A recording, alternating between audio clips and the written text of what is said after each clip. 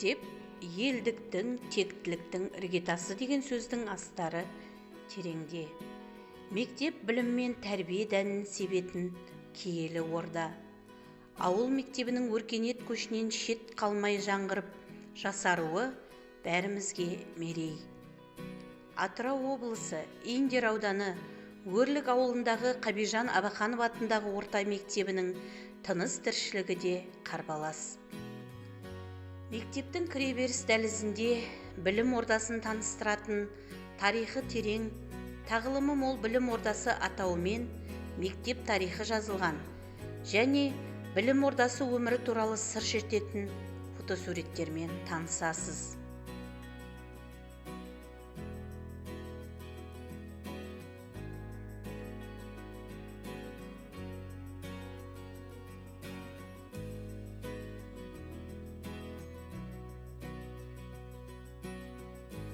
Мектеп мақтаныштары бөлімінде осы шаңырақта білім алып, жоғары дәрежеде нәтижелерге қол жеткізген түлектер туралы мәліметтер берілген.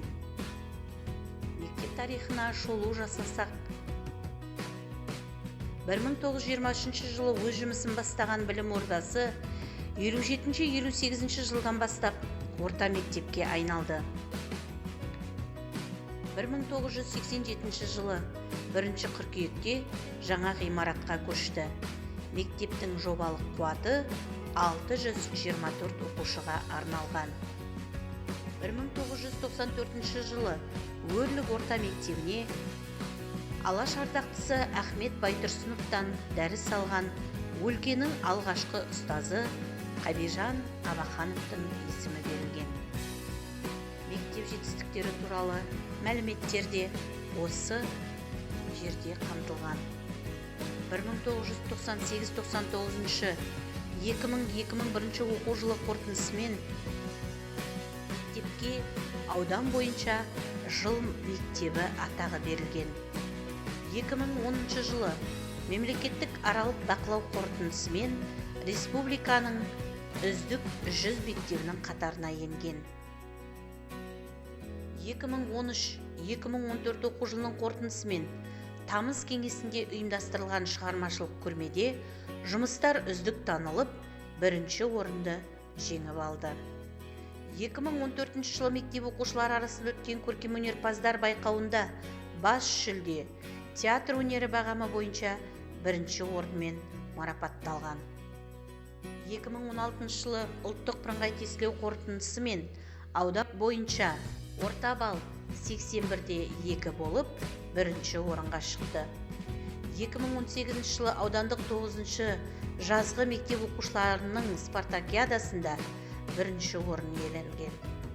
2019 жылы жалпы білім беретін орта мектеп оқушыларының республикалық олимпиадасы екінші кезеңінде командалық есепте рейтинг көрсеткіш бойынша бірінші дәрежелі дипломмен марапатталған. 2020-21 оқу жылы ұлттық бірыңғай тестілеу қорытындысымен 13 түлек мемлекеттік грант иегері, 2 түлек облыс әкімінің грантын иеленді. Қазіргі таңда Қабижан Абақанов атындағы білім ордасында 486 оқушы білім алуда. Олардың 193-і бастауыш сынып оқушылары. Мектеп басшысы Рахметуллина Нұржамал Тұқпатуллаевна күн сайын оқушыларды күтіп алып, әр жұмыс күні мектептің сан салалы тіршілігінен туындайтын мәселелерді шешу үшін қызмет атқарумен жалғасады.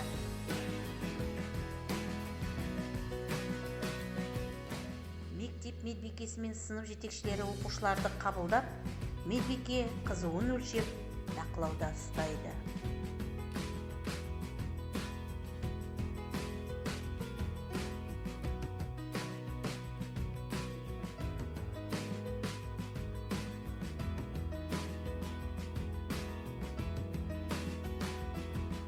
Бастауыш сыныптың оқушылары 1964 жылы салынған күрделі жөндеуден өткен ескі мектеп ғимаратында оқиды.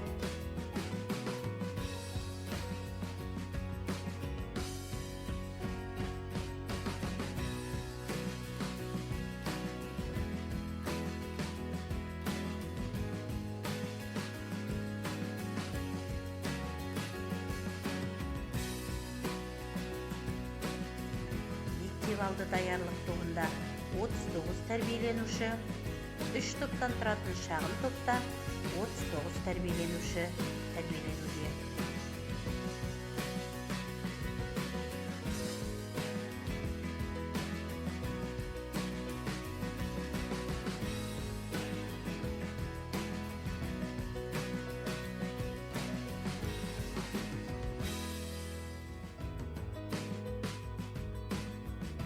Мектепке дейінгі тәрбие мен оқытудың мазмұны балалардың жас ерекшеліктері мен жеке ерекшеліктерін ескере отырып, денсаулық, қатынас, таным, шығармашылық, әлеумет, білім беру салаларына негізделсе, осы бағытта баланың жетілуіне септігін тигізетін, тәрбиеленушілердің қимыл белсенділігіне, сұраныстарын жетілдіруге бағытталған көрнекіліктер, дидактикалық материалдар жасақталған.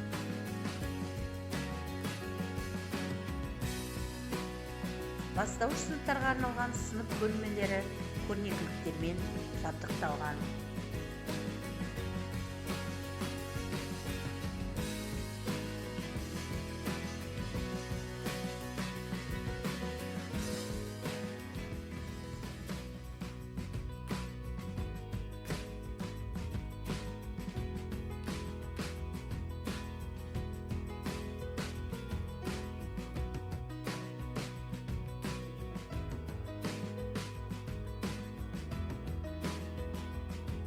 Шағын топ орталығы балапан бағдарламасы бойынша ашылған. Осы бағдарламаға сәйкес бүлдіршіндерді оқу құралдары және ойыншықтармен қамтамасыз ету арқылы балалардың еркін ойнауына, ортақ мақсатқа жұмыла білуге, ұйымшылдыққа тәрбиеленуі үшін барлық мүмкіндік жасалған.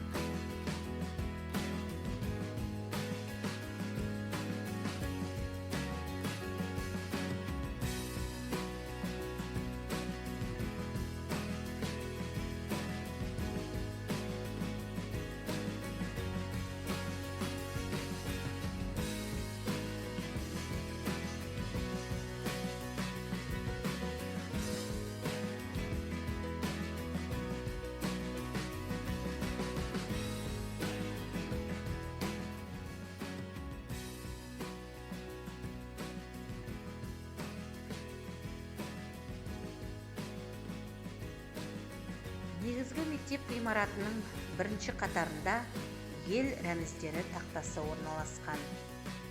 Жаңартылған білімге жаңаша көзқарас тақырыбындағы стендте мектеп бойынша өткізілген семинарлар мен шаралар туралы фотоесептер келтірілді.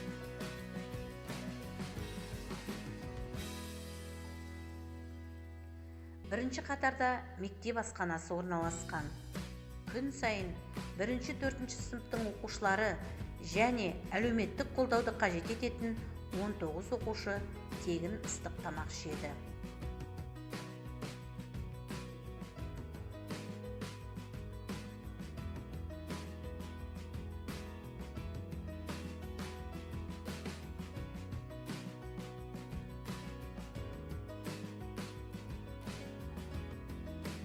Мектептің спорт залында дене шынықтыру сабағын ұйымдастыру және сыныптан тыс үйірмелесуге мүмкіндіктер қарастырылған.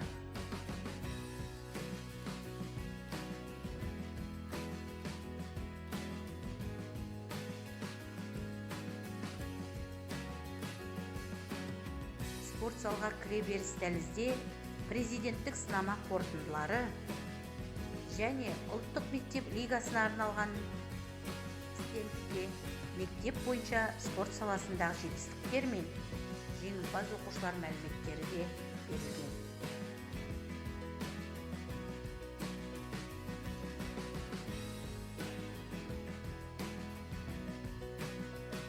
Мектеп кітапханасында оқулықтар қоры жеткілікті. Көркем әдебиет қоры да күн сайын толығып, оқушылар мен мұғалімдер, қызметкерлер үшін пайдалануға қызмет етуде.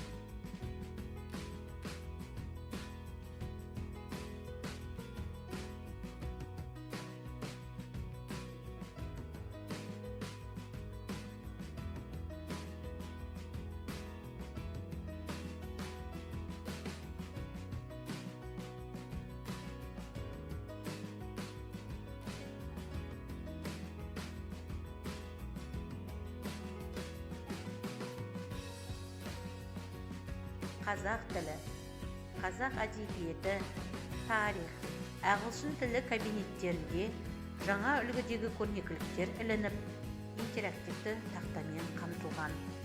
Сынып бөлмесіндегі сөрелерде сабақ үрдісіне және сыныптан тыс жұмыстарды ұйымдастыруға қажетті дидактикалық материалдар қойылған.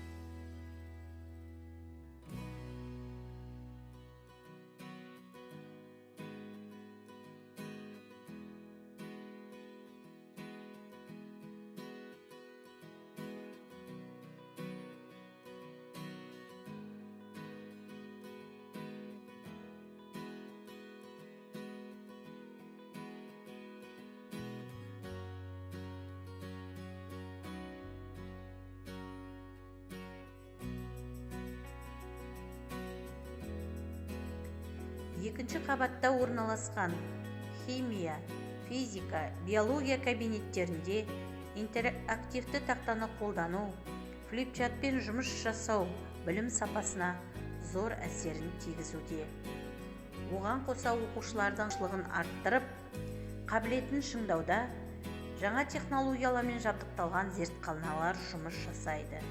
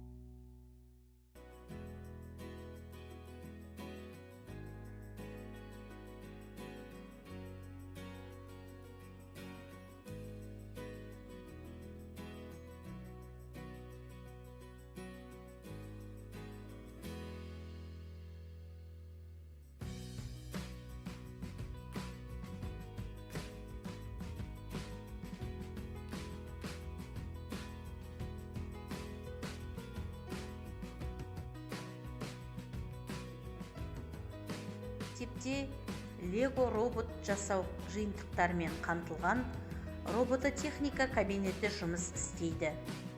Осы арқылы оқушылар теория мен тәжірибені ұштастыра отырып, заманауи құралды терең меңгере түседі.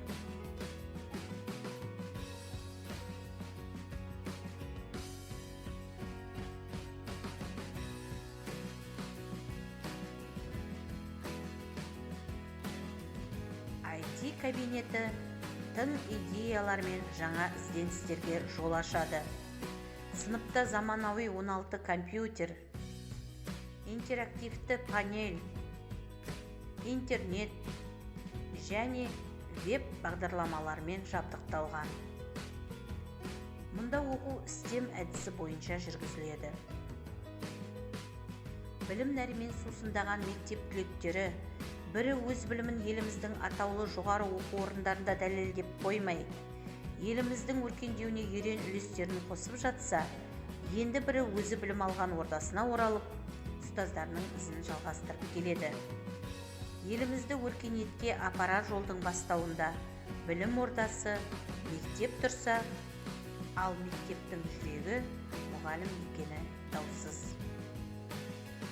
Мектеп дәлізіндегі даму негізі білімде көрнекілігінде, мектептің оқу және тәрбие үдерісіндегі өткізіліп жатырған шаралар, бірлестіктер туралы мәліметтер, тәрбие үрдісі бойынша ата-аналармен жүргізілетін жұмыс жоспары және үздік ата-аналар бөлімі көрініс тапқан. Ардагер, ұстаздар мен мектеп тарихынан сыр шертетін бетшелер де осы көрнекілікте орын алған. Ұстаз шеберлігі дарынды талант емес, үйрену, іздену нәтижесі стендісінде озат тәжірибе тарату, білікті ұстаздан дәрінді шәкірт білімдері арқылы қабілетті оқушыларды анықтау және қолдау, ауыл оқушыларының шығармашылық, танымдық, зияткерлік бастамаларын жандандыру, оқушылардың математика, физика, ағылшын тілі және әдебиет сияқты пәндерін оқуға қызығушылықтарын қалыптастыру бағытында өткізілген әртүрлі шаралардың жеңімпаздары мен ұстаздары туралы мәліметтер берілген.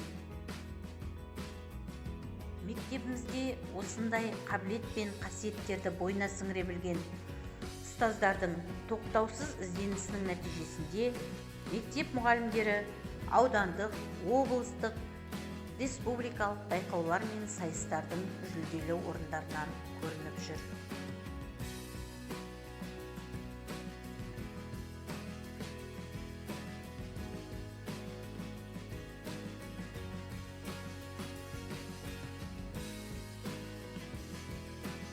Бір 1994 жылы ауылдағы кеңшар тараған кезде еңбек пен даңқ бөлмесі мектепке орналастырылып, қазіргі уақытта ауыл мектеп тарихы туралы жинақталған мәліметтер мұражай бөлмесіне толықтырылып отырады.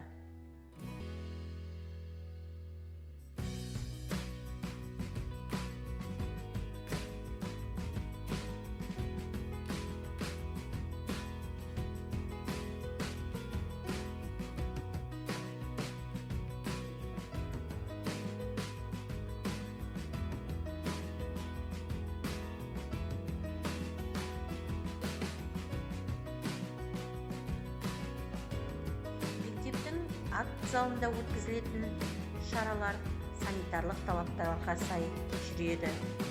Музыкалық құрылғылар, мәдени көпшілік шаралар ұйымдастыруға керекті құралдар бар. Мектептегі қыз оқушыларға арналған көркем еңбек шеберханасы заманауи үлгіге сай жабдықталған. Тігін машиналары, керекті құрал-жабдықтар, оқушылардың ұлттық қолөнер мен ұлттық киім дайындауға деген қызығушылығын арттырып, озық жұмыс үлгілері көрме түрінде берілген.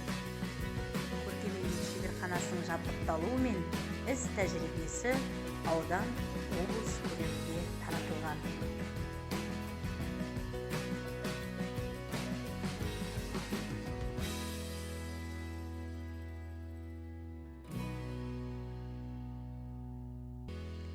Ұлдарға арналған еңбек шебер керекті құрал-жабдықтармен қамтылған.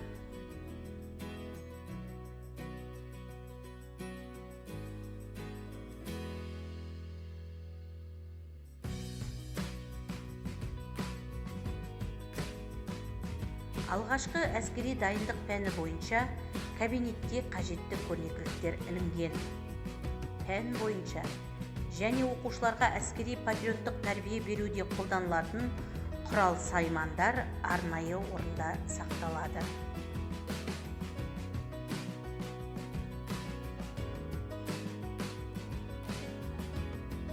Ұрпағы білімді халықтың болашағы бұлыңғыр болмайды дегендей, қазіргі 21 ғасыр шәкіртін білімге қызықтырып, өз әлеміне баурап алу үшін ұстазға дариядай терең білім, биік парасаттылық, еңбекқорлық керек. Ауыл мектебі білім мен мәдениет ордасы. Аудан орталығынан шалғай орналасқан Әбежан Абақанов атындағы орта мектебінің бүгінгі тыныс тіршілігі осындай. Алдағы уақытта да талай игі істердің куәсі болып, қарапайым ауылда тәрбиелі де білімді өсіп шығатынына сеніміміз мол. Адам баласының болашағы ұрпағы болса, сол ұрпақтың қонған тұғыры мықты, самғар қиясы биік, барар өрісі кең болғанға не жетсін.